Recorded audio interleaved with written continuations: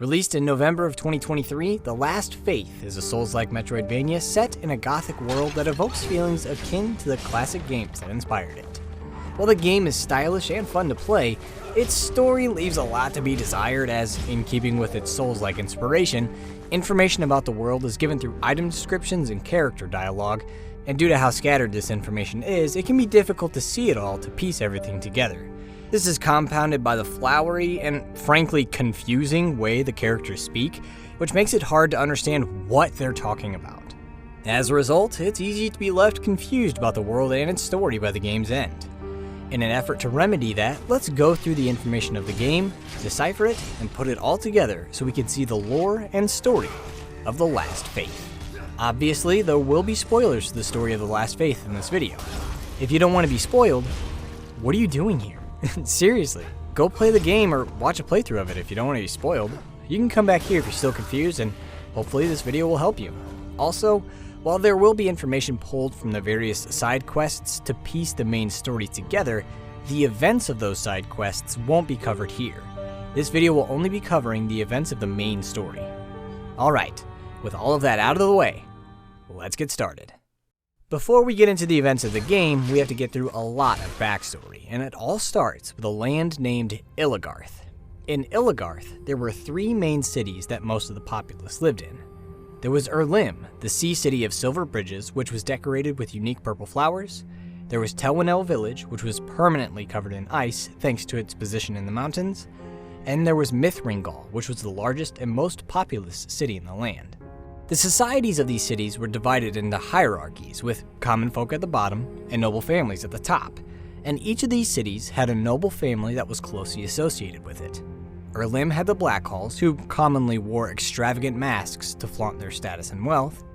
Telwynel village had the Ordens, whose sprawling estate overlooked the village, and Mithringal had the Oxnevilles, who lived in a large manor outside the borders of the city. There was also a fourth noble family, the Walrens, who didn't seem as strongly associated with one city like the Blackhalls, Ordens, or Oxnevilles, but were considered nobility by them as well as by the common folk. Now, Illigarth was a very special place because through much of its history, if not all of it, its people had had encounters of the cosmic or celestial sort. These weren't just stories about hearing voices and seeing something weird in the dark, though. These were very real interactions with entities that lived beyond their realm of influence. For proof, the people pointed at the unique metal named Demishade ore that was created when the moon, commonly associated with the celestial in Illigarth, shone upon a specific spot on the ground. There were also larvae and creatures that defied explanation that were found in Illigarth, and the people that consumed them gained immense power or otherworldly abilities beyond the scope of what was possible in the material world. As a result, the people of Illigarth had a sort of reverence to these beings. In fact, the city of Mithringal actually had a religion centered on one of them. Named the Junis Ministry, it revered a cosmic entity named Junis who, long ago, fell to Illigarth, and despite being scattered across it, was said to still whisper in the ears of its people. While the Junis Ministry was the largest religious order in the land, it wasn't the only one, as there were references to other gods in Illigarth, and all across it were temples and churches that were devoted to worshipping these gods.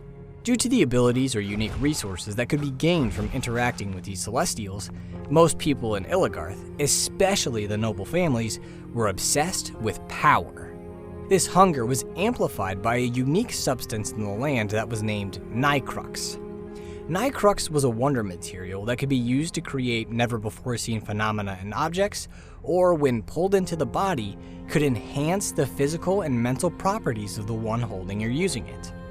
This effect was additive, meaning the more Nycrux someone had or used, the more powerful its effects were. It's not exactly clear where Nycrux came from. There were some implications that it was created by the nobles and heads of the religious orders in Illigarth, but a material of such power seemed beyond the craft of normal humans to make, so there seems to be a possibility that it was given to the people by one of the celestial gods they worshipped. No matter the case, once Nycrux was discovered, it added fuel to the fire and kicked off a sort of arms race in Illigarth, as the people used it to create never-before-seen items and weapons. For instance, there was a powder made with Nycrux that rose in temperature when it came in contact with blood, which was commonly applied to weapons to cause additional fire damage to foes in battle. And Louis Blackhall of the Blackhall family of Erlim used Nycrux in conjunction with Demishade ore to make a pair of signature pistols, which became a sign of the wealth and power of his family. These experiments with Nycrux were not limited to the creation of items and weapons though, as the noble families of Illigarth began conducting dark rituals in order to unlock more of its potential. The Blackhalls reportedly made sacrifices to some sort of deity in Erlim, perhaps in an effort to grow further in wealth, which led to them becoming incredibly greedy. The aristocracy around Telwanel village and the Orden's estate sacrificed children to create items known as the Unborn of the Midnight Aristocracy, relics with a power so strong it could be felt emanating from the object. And the Oxnavilles were said to gain a divine power, but what exactly that power was and how they gained it was guarded by them. While the specifics of the Oxnaville power was kept secret by the family, it's likely that it was the result of a ritual conducted by a religious order associated with them, an order known as the Daughters of the Night Tide, which was a coven of witches that conducted rituals to tap into the Nycrux in their bodies to unlock powers of the dark. However, using Nycrux didn't come without a cost. As someone gained more and more of the material, it would begin to feel a cold feeling take hold of their heart. Their thoughts would become increasingly centered on obtaining Nycrux and growing in power, which eventually led to them becoming aggressive, attacking others in order to obtain their Nycrux. Their bodies would begin to undergo changes as well, becoming warped and bestial in appearance. This transformation would continue until, at the moment that their greed for Nycrux fully took over their heart, they mutated into a terrifying bat-like monstrosity that came to be known as a Cold One. Once a person transformed into one of these beasts, they would become bloodthirsty, viciously attacking and eating anyone that fell victim to their claws. Making matters worse was the fact that they became incredibly resilient, resisting damage from most ordinary weapons, which necessitated the creation of new ones to put these monstrosities down. As time went on, the Cold Ones that people were turning into underwent mutations that made them more bestial, more numerous, and worst of all, more powerful. As a result, the locations and cities of Illigarth became incredibly dangerous. In Erlim, slimy monsters and crazed buccaneers wandered the shores and canals looking for victims, and the Cold Ones that appeared in Telwanel village learned to manipulate the frost of their home to perform devastating ice attacks that could freeze people solid. The people of Mithringal were not spared from the contamination either, with monsters and lunatics filling the streets looking for someone to draw Nycrux from. Despite these creatures being a direct result of Nycrux use, the people of Illigarth didn't stop using it. Instead, they doubled down and started to do experiments on the Cold Ones, which led to the discovery of even more incredible weapons, items, and spells. The Daughters of the Night Tide tortured the Cold Ones to make an item called the Powder of the Damned, which increased the suffering of anyone that suffered damage from a weapon coated with it. Up in Telwanel village, the aristocracy managed to capture Cold Ones and use them in complex rituals at a frozen lake to create items such as Lunar Powder, which was able to freeze mortal tissue on contact, or spells like the Moonshade Tears, which were able to bring up defensive columns of ice to repel attacks from enemies. The Junis Ministry even joined in on the experimentation, with some of its scientists of its institute Scientia experimenting with Cold Ones to create a healing injection which could quickly heal the wounds and afflictions of patients injected with it. Albeit with a nasty side effect, as it was believed the injections may have contributed to the worsening Nycrux pandemic striking the land. As the arms race gripping Illigarth continued to accelerate, it eventually resulted in the corruption of the most sacred relics of the land, the hearts of Nycrux. Kept at various sacred places of the realm, these artifacts were incredibly powerful and as a result were hallowed by the common folk and noble families alike. But even their prestige did not keep them safe from the hunger of the people of Illigarth, and eventually a series of promises were made with the hearts in exchange for great power. Due to the selfishness and greed that motivated these promises, the hearts were branded with evil and became known as Sepolcri. At least 4 Sepolcri were made in Illigarth. One rested on top of the cathedral of the Junis Ministry, ostensibly created by someone in the ministry. Another was in a great church in an area known as the Liturgical Pass, likely made by the clergy of the church. The third was in a large mansion in the city of Erlim and seemed to be associated with the Black Halls. And the fourth was with the Ordens in Telwano village and was closely linked with that noble family. While these 4 Nycrux hearts were the ones revered in Illigarth, there was actually a 5th one in existence, but it was not nearly as sacred as the others. Information on where this Sepolcri came from is non-existent. All that's known is that the person that made the promise gained so much power that they eventually rivaled the power of the gods, transforming into an infernal creature known as Nycrux, the Eldritch White. Interestingly, the Sepolcri of Nycrux was not stored in an altar like the others, but lied corrupted within its body, perhaps hinting at how whoever Nycrux was before they transformed kickstarted their ascension. However, despite becoming a false god, in some way the other noble families sealed up Nycrux in a crypt in the deepest point of Illigarth, likely as a way to prevent the monstrosity from taking over their dominion. But despite being sealed up, there were stories in Erlim, which lied above the crypt of Nycrux, that inhuman whispers rippled in the city's foundations, implying Nycrux's influence could still be felt in the city, and that Nycrux was the unearthly deity that the Black Halls made sacrifices to in order to grow further in power. In any case, the creation of the Sepolcri, and the spells, and the weapons, and the Cold Ones raging across the land led to an uneasy state of affairs in Illigarth, and it was only a matter of time until the hunger that drove all of these creations pushed someone to try and gain everything for themselves. Sure enough, a man named Patrick Laddick eventually started down the path of that ambitious goal. Laddick was a man of the Junis ministry that wanted to one day rule Illigarth. However, he wasn't going to be satisfied with just ruling the land as a religious leader. He wanted to become a god. Thus, he started making a series of moves to gain control of the Sepolcri of Illigarth, while also eliminating those who could challenge him. He started by climbing his way through the ranks of the Junis ministry, and after years of deceit and subterfuge, he finally achieved his goal and became the leader of the church, thereby getting a hold of the Sepolcri stored at the top of the cathedral.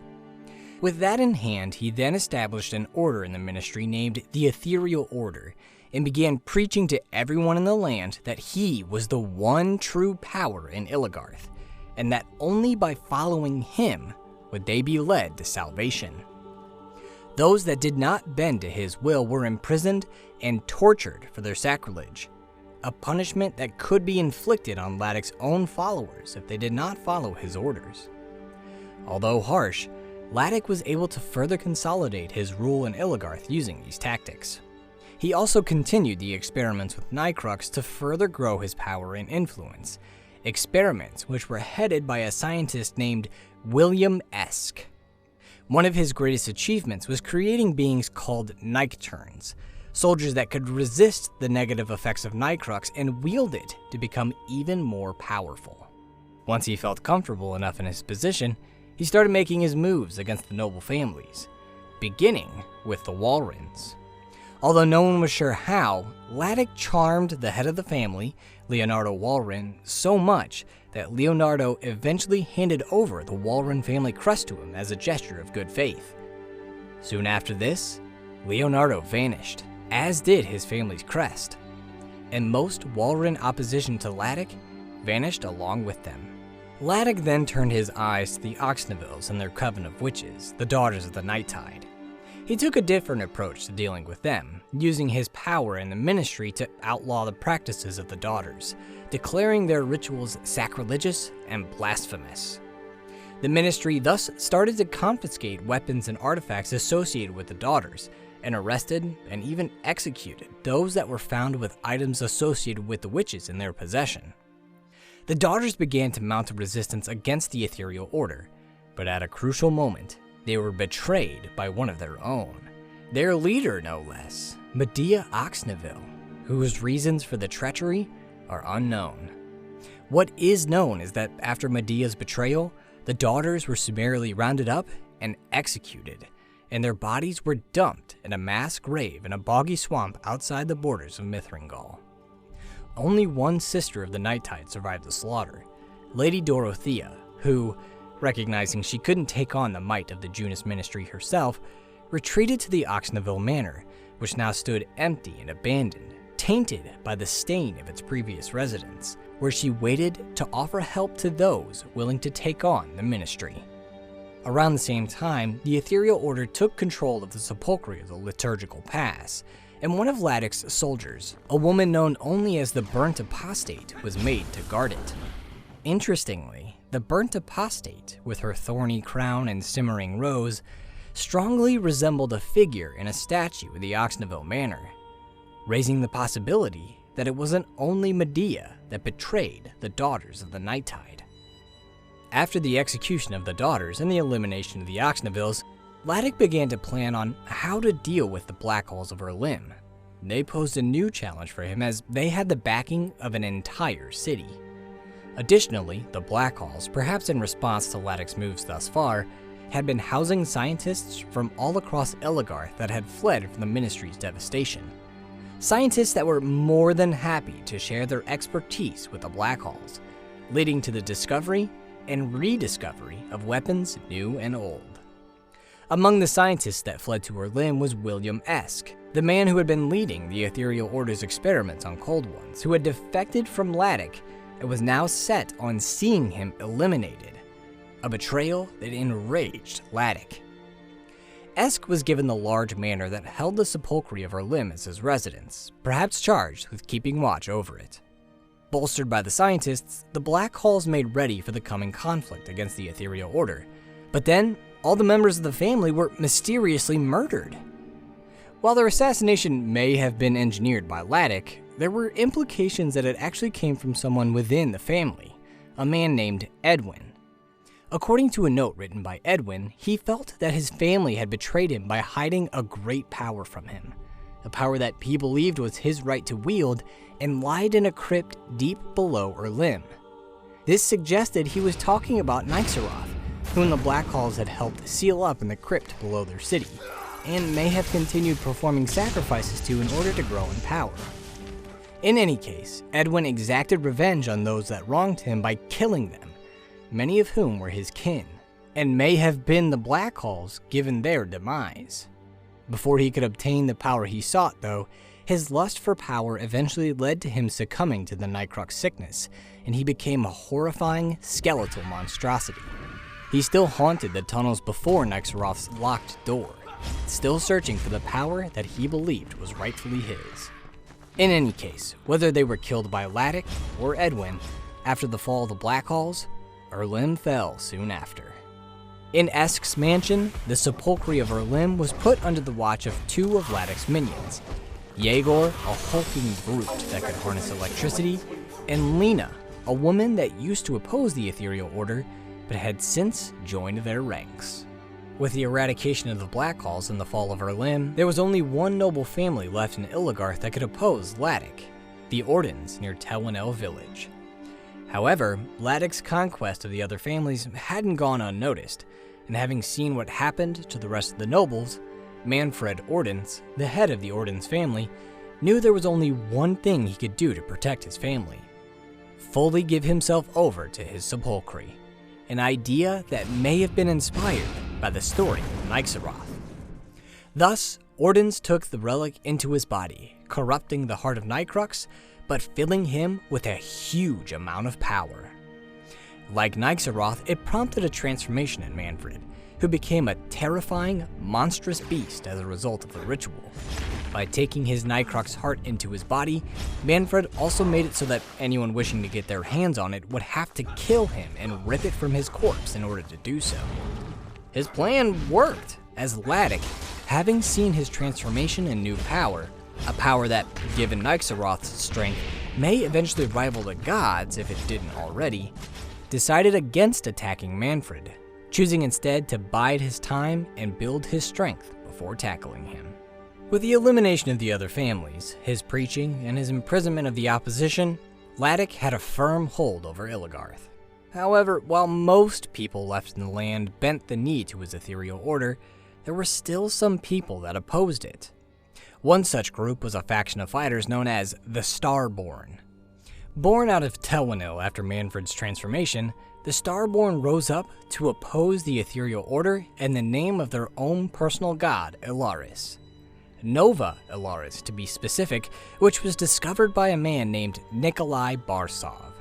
Barsov, who apparently had the backing of some of the remnants of the Walrens, was also an incredible inventor, and he supplied the Starborn with all kinds of unique weapons to help them in their fight against the Ethereal Order, as well as the Cold Ones that were now more common to see than normal people across the land. So, the Starborn set out across Ellegarth, attacking the Ministry and those associated with it in an effort to thwart Laddick's plans. They were particularly focused on wiping out the Nycturns, knowing they were the key to Laddick's consolidation of Nycrux. If they could be eliminated, Laddick's ascension would likely fail. However, despite being equipped with powerful weapons and spells, and having clear targets, the fight wasn't going particularly well, as the Starborn often fell in the fighting against the Cold Ones or the Ministry, reducing their numbers. It seemed like it was only a matter of time before they followed in the footsteps of all the others that tried to oppose Laddick. The Starborn were not the only faction opposing the Ethereal Order.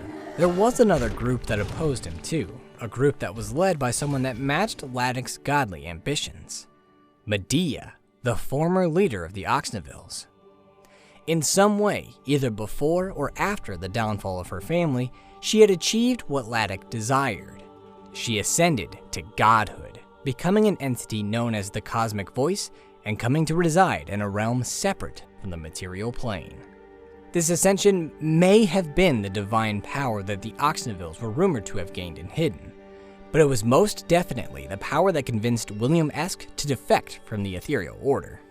In any case, like Laddick, Medea wanted to be revered as a god, as the last faith in Ellegarth, which put her at odds with the leader of the Junus Ministry. Thus, she worked to prevent Laddick's ascension.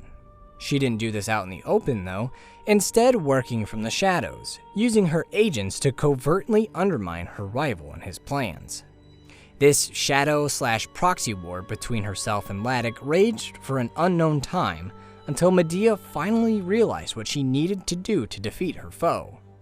Use one of his Nycturns against him.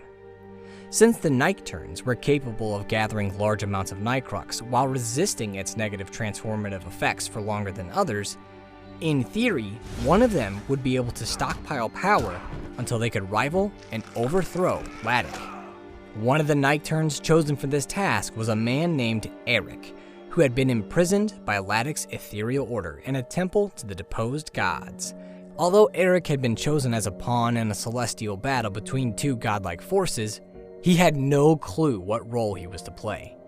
All he knew was that a coldness, a vice, was taking hold upon his heart. After being freed from his imprisonment under mysterious circumstances, Eric left the temple and came upon the abandoned Oxneville Manor. Here, he met Lady Helena, a descendant of the Oxnevilles and current lady of the manor, and Mark, a man that had survived the contamination of Mithringal by taking refuge in the manor. Both explained to Eric that what he was feeling was the effects of Nycrux sickness, which meant he was doomed to eventually become a Cold One. However, Mark gave him hope by telling him that a scientist in Mithringal named Dr. Herman was looking for a cure for the sickness. So Eric set out to the city, hoping he could find the man that could heal the ailment afflicting him. After making his way through the city, fighting the Cold Ones that filled its streets and catching the attention of one of the Starborn, Eric made it to the Federation offices and found Dr. Herman in his office. However, he was dismayed to find that the doctor had been driven insane by the conditions of the city and watched as he injected himself with a drug that transformed him into a Cold One. Having no other choice, Eric killed Herman, his supposed only hope for salvation. As he wallowed in his disappointment, he came upon a woman named Annabella. She said she had come to help Herman in his work, but found he was not the man people thought he was, as he was not looking for a cure, but a way to gain more power himself, evidenced by his eventual transformation. Apparently, according to a note written by Herman, he felt Annabella had been working to undermine his plans or sabotage his work. He wasn't sure why she was doing this, but had grown to distrust her as a result. In their conversation, Annabella told Eric about Laddick, about how he'd taken over and corrupted Illigarth, which led Eric to believe that he should seek out Laddick to save his soul. Annabella then told him of the places Laddick had corrupted, where the Sepolcri were, telling him to collect those before seeking out the head of the Junis ministry. Eric followed Annabella's suggestion, heading to her limb where he fought off the Starborn in the city, as well as Yegor and Lena in Esk's mansion, then navigated the graves and churches of the liturgical pass until he defeated the burnt apostate in the Great Church, and finally made it through the ice of Telwynel village to fight off Lisa, the Starborn soldier that had noticed him in Mithrangal and her limb, as well as kill the monstrous Manfred Ordens in the Ordens estate.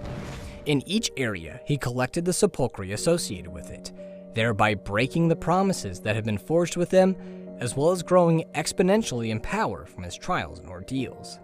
Once he got the other 3 Sepolcri, he went up to Mithrangal's high walls, and in one of its churches he met a woman named Katerina, who urged him to continue on his path.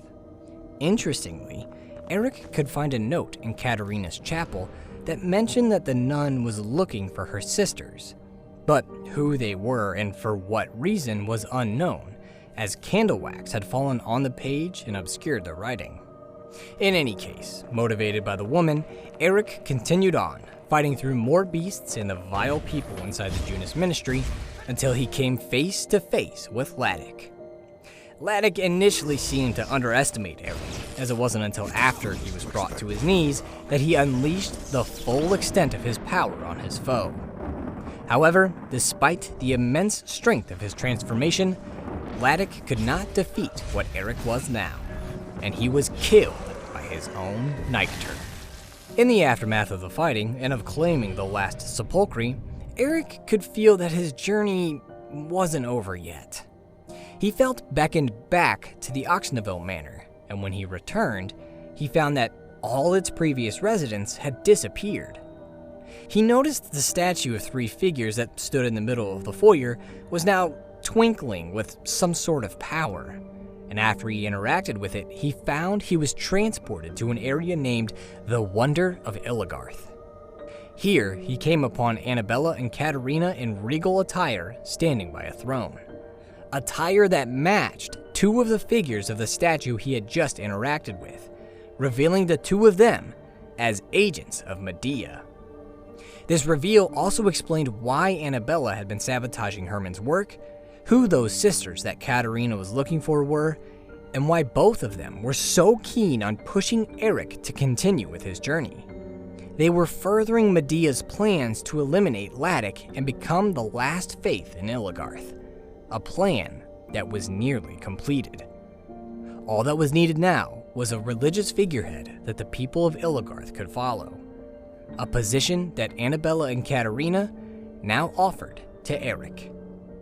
If Eric accepted that position, he would take his seat upon the throne and spend the rest of his days serving Medea, the cosmic voice, in the role manufactured for him. However, Eric could instead reject the offer of Annabella and Katerina, which would send the 2 into a fit of rage. They would then reveal their true forms and attack Eric, intending to make him pay for rebuking their god. However, despite having the advantage of numbers, they would be defeated by Eric. After they fell, Medea from across the plains would reveal herself, expressing disappointment at Eric's choice and his slaughter of her disciples. It was only a minor inconvenience though, as Eric had already paved the way to her ultimate goal, and replacing Annabella and Katerina, and even Eric, was something she could easily do. Then, she killed Eric, bringing an end to his journey. However, these were not the only ways Eric's story could end. There was a third path he could take, but to walk this path, he had to find 2 relics that would enable him to pierce the veil of the world to see Medea and her deception. These relics were the Eyes of Esk, items that had been created when William Esk gained the gift of true sight, a gift that had been lost at some point in the past when the eyes were stolen from Esk. Before he could gain the eyes though, Eric first had to find Lady Annika in Mithrangal and help her organize a ball. There was a woman named the Veiled Maiden that offered a space in Erlim for Lady Annika, and once Lady Annika had her party, Eric could then buy a mask from the Veiled Maiden, which gave him the ability to speak with the dead. Using this mask, he could talk to special ghosts in Iligarth that would lead him to the eyes. One was in Esk's mansion in Erlim. Upon following the path of the ghost, Eric would be led to the tower of a Hydra-like monster named the Harbinger of Nightmares. Once he slayed this beast, he would be granted an audience with Esk, who was nothing more than a shriveled corpse, and gain one of his eyes. The other eye was in a cave guarded by a beast named the Starlight Beast of Iligarth, a monstrosity likely created by the dark experiments and rituals conducted by those in Telenel village.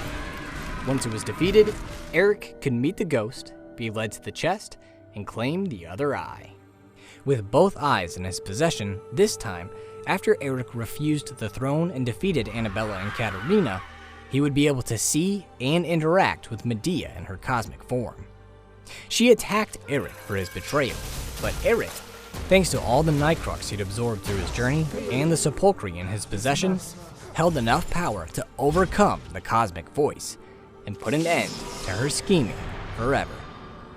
As Eric, transformed into his bestial form, looked over Iligarth, he looked over a land that was freed from the power struggle of the false gods Ladik and Medea, and with their fall, so too fell the boundary between the physical and celestial, leading to the start of a new age in Iligarth, one free from the teachings and lies of those that would call themselves divine. And with the start of that new age upon the land, the story of the last faith comes to an end. It's a story that has a number of good themes, like the corrupting nature of power, the dangers of cult-like fanaticism, and how hubris can lead to one's own downfall. It's just a shame it's not told in the best way, as the flowery, vague, and even contradictory dialogue of the characters and lore items makes it so hard to understand what's going on in the story. The gameplay of the game is really solid though, so hopefully Kumi Souls games can take away some lessons with the storytelling so that any follow-ups they make, whether that be a sequel or a whole new game, can be even better than their first outing. Now, I did my best to explain the lore and story to my understanding of it, but there's a good chance that I could be completely wrong about something. If so, feel free to share a correction or a theory/interpretation of your own in the comments. I know I'd love to hear them, and maybe it would help somebody else understand the story better too. Likewise, if you have any questions, which I wouldn't be surprised if you do, feel free to ask and I'll do my best to answer them. Don't forget that the audio of every video is uploaded to Spotify, so feel free to listen over there if that's easier for you. Alright, that's it for this one, so until next time, thank you for watching, and see you later.